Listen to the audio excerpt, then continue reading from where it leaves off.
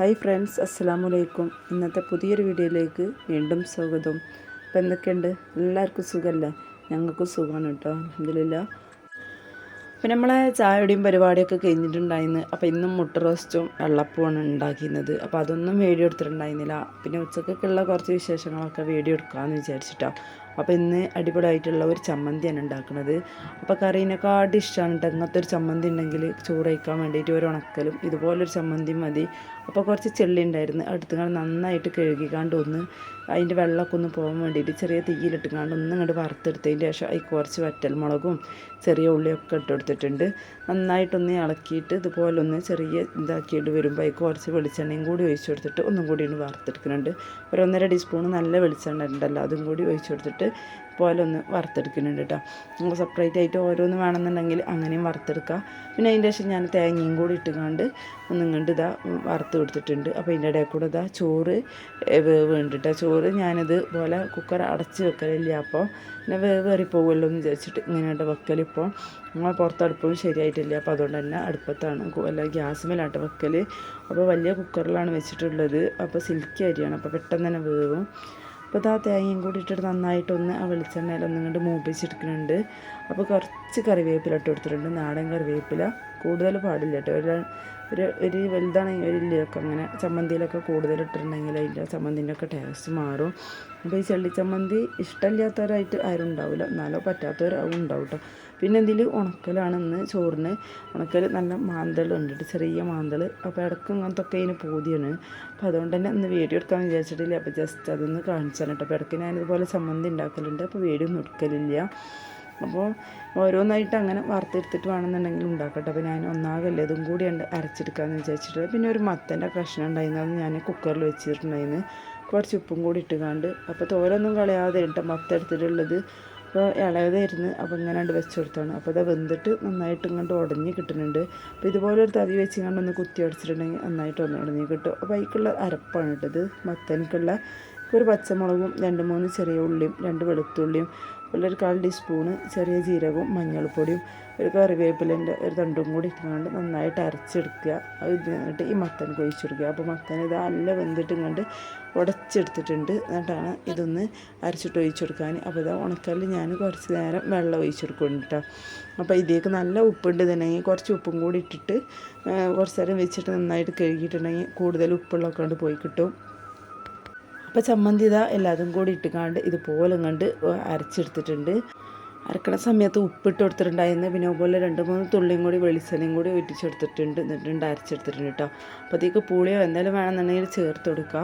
അപ്പം ഞാനിതിവിടെ ഒന്നും ചേർക്കാതെ ആയിട്ട് ഉണ്ടാക്കിയിട്ടുള്ളത്. അടിപൊളിയാണ്. എനിക്ക് ചോറ് ഈ ചമ്മന്തി മാത്രം മതിയിട്ട് ചോറുന്നാൻ അത്രയ്ക്ക് രസമാണ്. പിന്നെ ഞാനിതാ ഉണക്കലും ഈ മത്തൻ കൂട്ടാനും കൂടി ഉണ്ടാക്കിയിട്ടുണ്ടായിരുന്നു.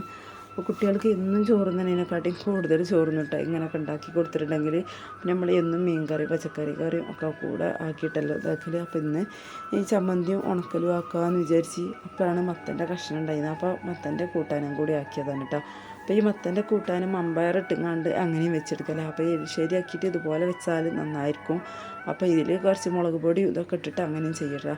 അപ്പോൾ ഉണക്കൽ പൊരിച്ചിട്ടുണ്ടായിരുന്നു. അപ്പോൾ അതിൻ്റെ ഇടയിൽ കൂടെ 2-3 പച്ചമുളകും അതിൽ ഇട്ടെടുത്തിട്ടുണ്ട്. അപ്പോൾ പച്ചമുളക് ഇടുമ്പോൾ ഒരു പ്രത്യേക രസമാണല്ലേ.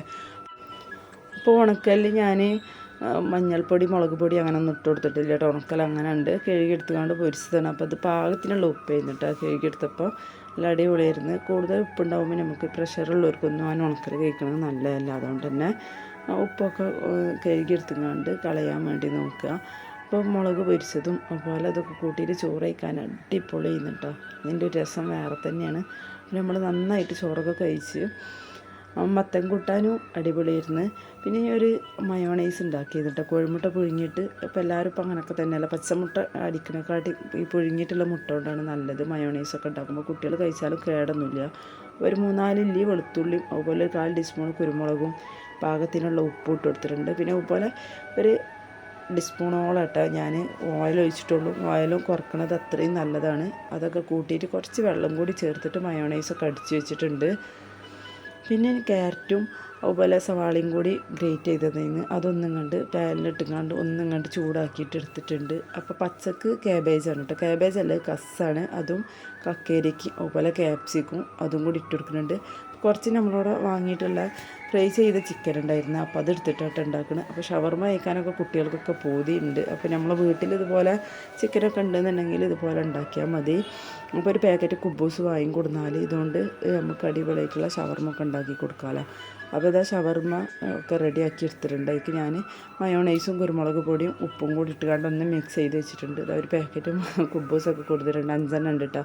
അപ്പോൾ ഇതിലാണ് ഇനി മയോണൈസ് തേച്ചിട്ട് നമുക്ക് ഉണ്ടാക്കിയെടുക്കുന്നത്. അപ്പോൾ ചിക്കൻ ഉണ്ടെങ്കിൽ നമ്മൾ ഇങ്ങനെയായിട്ട് ഉണ്ടാക്കൽ. അപ്പോൾ അടിപൊളിയാണ്. അപ്പോൾ ഈ മയോണൈസ് നമ്മൾ ഉണ്ടാക്കുമ്പോൾ ഒരു കേടുമില്ല. അതുപോലെ കുറച്ച് തക്കാളി സോസും കൂടി ഒഴിച്ചെടുത്തിട്ടുണ്ട്. ഇനി തക്കാളി സോസ് കുറച്ച് ഞാൻ ഉണ്ടാക്കിയത് ഇന്ന് ഇനി ഉണ്ടാക്കുമ്പോൾ വീഡിയോ എടുക്കട്ടോ. അപ്പോൾ നോമ്പൊക്കെ ആയിട്ട് ഇനി കുറച്ച് തക്കാളി സോസൊക്കെ ഉണ്ടാക്കിയേക്കണം, മയോണൈസ് ഉണ്ടാക്കണം എന്ന് വിചാരിക്കുന്നുണ്ട്. അപ്പോൾ മയോണൈസ് കേടില്ലാതിരിക്കാൻ വേണ്ടിയിട്ടുള്ള ഐഡിയ ഒക്കെ ഉണ്ട്. അപ്പോൾ ഇത് ഒരു പേപ്പർ വെച്ചിക്കാണ്ട് ഇതുപോലെ ഒന്നാണ്ട് റോളാക്കിയിട്ടുണ്ട്. അപ്പോൾ നമ്മൾ കടയിൽ നിന്നൊക്കെ വാങ്ങുന്ന ഷവർമ പോലെ ആക്കി കൊടുക്കട്ടെ.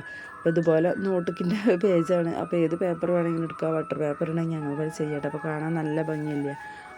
അപ്പോൾ ഇതുപോലെ ഷവർമ ഒക്കെ വീട്ടിൽ നിന്ന് ഉണ്ടാക്കി കൊടുക്കുകയാണെങ്കിൽ നന്നായിരിക്കും, കുട്ടികളൊക്കെ ഇഷ്ടത്തിനാവും ചെയ്യും. പിന്നെ നമുക്കൊരു പഴുത്തൊരു പപ്പായും കൂടി കിട്ടിയിട്ടുണ്ടായിരുന്നു കേട്ടോ. അപ്പോൾ ജസ്റ്റ് വീഡിയോയിലൊന്ന് കാണിച്ചാണ്. അപ്പോൾ ഇന്നത്തെ വീഡിയോ എല്ലാവർക്കും ഇഷ്ടമായി വിചാരിക്കുകയാണ്. ഇഷ്ടമാകുന്നുണ്ടെങ്കിൽ ലൈക്ക് ചെയ്ത് സപ്പോർട്ട് ചെയ്യാനും അതുപോലെ സബ്സ്ക്രൈബ് ചെയ്യാതെ കാണുന്ന പുതിയ കൂട്ടുകാരൊക്കെ ആണെങ്കിലും സബ്സ്ക്രൈബ് ചെയ്യാനൊന്നും മറക്കരുത്.